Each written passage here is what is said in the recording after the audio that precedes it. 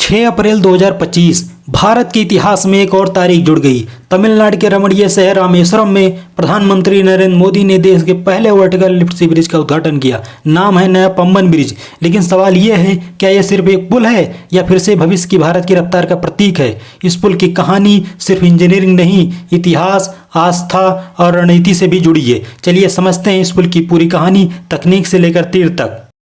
साल था 1914। ब्रिटिश राज का दौर था। भारत में रेलवे का नेटवर्क तेजी से बढ़ रहा था और उसी दौर में एक अद्भुत ब्रिज बना, पंबन ब्रिज। रामेश्वरम द्वीप को भारत के मुख्य भूमि से जोड़ने वाला यह ब्रिज सिर्फ एक रेल लाइन नहीं था, यह था जीवन का पुल। 100 सालों तक इस ब्रिज ने न सिर्फ तीर्थयात्रियों को रामेश्वरम पहुंचाया, बल्कि श्रीलंकाई गृह युद्ध के दौरान शरणार्थियों की एकमात्र आशा भी बना। लेकिन वक्त के साथ उसकी मजबूती और तकनीकी दोनों थकने लगी और फिर शुरू हुई एक नई यात्रा, आधुनिक भारत के पहले वर्टिकल लिफ्ट सी ब्रिज की यात्रा।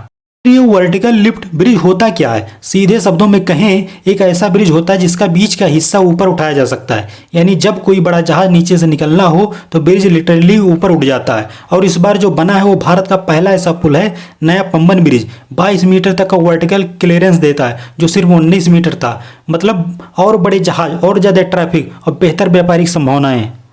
2019 में इस प्रोजेक्ट की नींव रखी गई थी और फिर 6 साल की मेहनत के बाद 2025 में ये ब्रिज बनकर तैयार हो गया। डबल लाइन विद्युतीकरण, तेज गति वाली रेल सेवाएं और बहुस्तरीय सुरक्षा, ये सिर्फ ब्रिज नहीं, 21वीं सदी का आइकॉनिक प्रोजेक्ट है। सोचिए, रामेश्वरम जैसे धार्मिक और रणनीतिक रूप से अहम द्वीप का अब तेज, सुरक्षित और टिकाऊ कनेक्टिविटी हो गई है। रामेश्वरम सिर्फ एक शहर नहीं, यह दक्षिण भारत का काशी है। हर साल लाखों श्रद्धालु यहाँ रामनाथ स्वामी मंदिर में दर्शन के लिए आते हैं और ये ब्रिज उनकी यात्रा को आसान बनाता है। पर इससे भी बड़ा सवाल है राष्ट्रीय सुरक्षा का। भारत के श्रीलंका से नजदीकी, समुद्री निगरानी और अच्छा लॉजिस्टिक के लिए ब्रिज एक सामरिक संसाधन बन गया है। श्रीलंका में अगर कभी कोई संकट हो तो भारत को तुरंत मदद भेजने का एक सबसे नजदीक और तेज रास्ता है। लेकिन क्या इतनी बड़ी परियोजनाएं हमेशा फायदे ही लाती हैं? क्या पर्यावरणीय असर, स्थानीय मछुआरों की आजीविका और धार्मिक पर्यटन के बोझ को संभालने के लिए कोई पॉलिसी है?